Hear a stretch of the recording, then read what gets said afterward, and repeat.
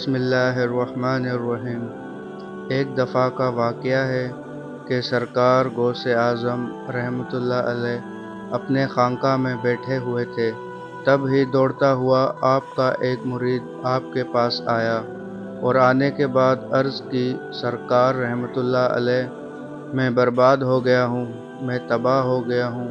سرکار غوث اعظم رحمۃ اللہ علیہ نے فرمایا کہ بتاؤ بات کیا ہے، تمہارے اوپر کون سی مصیبتوں کا پہاڑ ٹوٹ پڑا ہے؟ تو اس مرید نے عرض کیا کہ سرکار، میری عزت کا جنازہ نکل گیا، میری آبرو برباد ہو گئی، میں لٹ گیا ہوں۔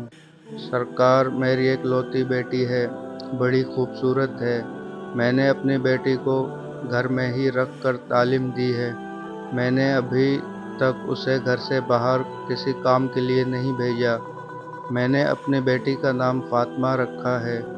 سرکار، میری بیٹی میری اجازت کے بغیر کبھی گھر سے باہر بھی نہیں جاتی، لیکن آج جب میری بیٹی چھت پر گئی تو وہ چھت سے واپس نہیں آئی۔ میری چھت پر دیواریں بھی اتنی اونچی ہیں کہ وہ دیوار پھلانگ کر بھی نہیں جا سکتی، لیکن پھر بھی میں نے اپنے دل کو تسلی دیتے ہوئے اپنے آس پڑوس میں پتہ کروا لیا اور رشتہ داروں میں بھی پتہ کروا لیا، مگر کہیں بھی میری بیٹی کا نام و نشان نہیں ملا۔ سرکار غوث اعظم رحمۃ اللہ علیہ، مجھے میری بیٹی چاہیے اور زندہ چاہیے۔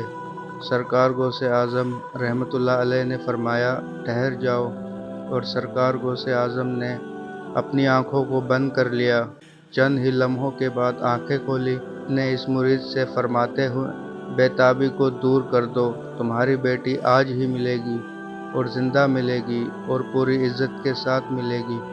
پھر سرکار غوث اعظم رحمۃ اللہ علیہ نے فرمایا، اے میرے مرید، کیا تم جانتے ہو کرب کے ویرانے کو؟ تو اس مرید نے عرض کیا، سرکار، وہ تو بڑا بھیانک جنگل ہے، بڑا دہشت ناک جنگل ہے، دن میں بھی وہاں جاتے ہوئے ڈر لگتا ہے۔ تو حضور غوث اعظم رحمۃ اللہ علیہ نے فرمایا کہ تم کرب کے ویرانے میں چلے جاؤ۔ حضور غوث اعظم کا یہ مرید کرب کے ویرانے کی طرف چل دیتا ہے، 2 قلعے چھوڑنے کے تیسرے قلعے پر بیٹھ جاتا ہے۔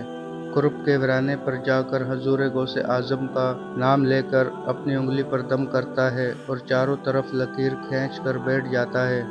جنات کی فوج گزرنا شروع ہو جاتی ہے، بڑے بڑے خطرناک جن گزرتے ہیں اور اس پر ہر طرف سے حملہ کرتے ہیں، لیکن سرکار غوث اعظم رحمۃ اللہ علیہ کے نام پر کھینچی ہوئی لکیر کو جب وہ چھوتے ہیں تو اس سے ٹکرا کر بھاگ جاتے ہیں۔ سارے جنات کی فوج چلی گئی، آخر میں شہنشاہ جنات کی سواری آتی ہے۔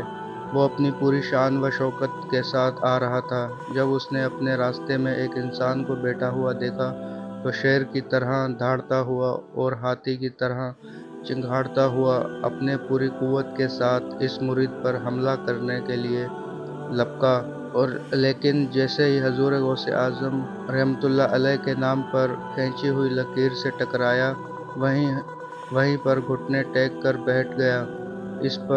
اس سے پوچھتا ہے کہ کون ہو اور کہاں سے آئے ہو، بات کیا ہے؟ حضور غوث اعظم رحمۃ اللہ علیہ کے مرید نے اپنا پورا مقدمہ پیش کیا کہ جنات کے بادشاہ، میں حضور غوث اعظم کا مرید ہوں، میری لڑکی چھت پر اور وہاں سے میری بیٹی غائب ہو گئی، کوئی جن اس کو اٹھا کر لے گیا ہے، مجھے میری لڑکی آج ہی چاہیے اور زندہ چاہیے اور عزت کے ساتھ چاہیے۔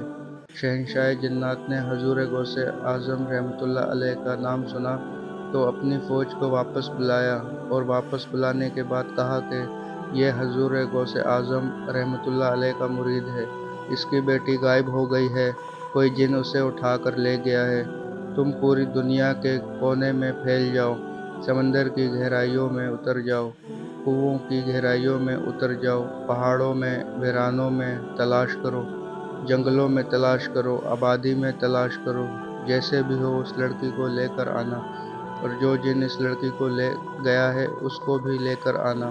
پوری جنات کی فوج چل دیتی ہے، مگر شہنشاہ جنات نے پھر ان لوگوں کو واپس بلایا اور بلانے کے بعد کہا کہ آ کر یہ مت کہہ دینا کہ لڑکی ہمیں نہیں ملی۔ اس لیے کہ اگر لڑکی جنات کے پاس نہ ہوتی تو حضور غوث اعظم رحمۃ اللہ علیہ اپنے مرید کو میرے پاس کبھی نہیں بھیجتے۔ ساری کی ساری جنات کی فوج سمندروں کی تہہ میں، کھنڈروں میں، آبادی میں، ویرانوں، جنگلوں میں، پہاڑوں میں لڑکی کو تلاش کرنا شروع کر دیتی ہے۔ بہت ہی مشکل کے بعد جو جن اس لڑکی کو لے گیا تھا، اس کو اور اس لڑکی کو شہنشاہ جنات کے پاس لے جاتے ہیں۔ ان جنات نے کہا کہ اے شہنشاہ جنات، ہم نے اسے بڑی مشکل سے تلاش کیا ہے۔ شہنشاہ جنات نے اس جن سے کہا کہ تیری ہمت کیسے ہوئی؟ کیا تجھے پتہ نہیں کہ حضور غوث اعظم رحمۃ اللہ علیہ کون ہیں؟ تجھے ان کے شہر سے لڑکی لے جاتے ہوئے ڈر نہیں لگا؟ تو جن نے کہا اے شہنشاہ جنات، میری اتنی ہمت تو نہیں، لیکن میں کیا کرتا؟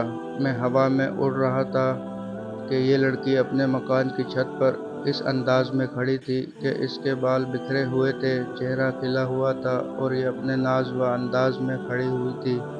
شہنشاہ جنات نے کہا کہ تم نے پوری قوم جنات کو خطرے میں ڈال دیا ہے۔ اگر شیخ صاحب جلال میں آ جاتے تو پوری قوم جنات کو پوری دنیا کے کسی کونے میں جگہ نہ ملتی۔ اور شہنشاہ جنات نے اتنا کہہ کر ایک جلاد جن کو بلایا اور اس کو حکم دیا کہ اس جن کی گردن کو جس نے اس لڑکی کو اٹھایا تھا دھڑ سے الگ کر دو، اس کو قتل کر دو۔ اور اس لڑکی کو سرکار غوث اعظم رحمۃ اللہ علیہ کے مرید کے حوالے کر کے شہنشاہ جنات نے کہا، یہ لو، شیخ صاحب کی بارگاہ میں میرا سلام عرض کر دینا، اور تمہاری بیٹی آج ہی پوری عزت کے ساتھ تمہیں مل گئی ہے۔ شہنشاہ جنات اتنا کہہ کر چل دیتا ہے۔ سرکار غوث اعظم رحمۃ اللہ علیہ کے مرید نے آواز دی کہ اے شہنشاہ جنات، ذرا ہماری بات تو سنو۔ تو شہنشاہ جنات نے کہا، بولو، کیا بات ہے؟ تو سرکار غوث اعظم کے مرید نے کہا کہ بتاؤ، تم لوگ بھی سرکار غوث اعظم رحمۃ اللہ علیہ کو مانتے ہو؟ اتنا سنتے ہی شہنشاہ جنات نے کہا، حضور غوث اعظم رحمۃ اللہ علیہ جیسے انسانوں کے شیخ ہیں، وہ جنات کے بھی حاکم ہیں۔ شیخ کی نگاہ جب اٹھ جاتی ہے تو پوری قوم جنات میں زلزلہ آ جاتا ہے۔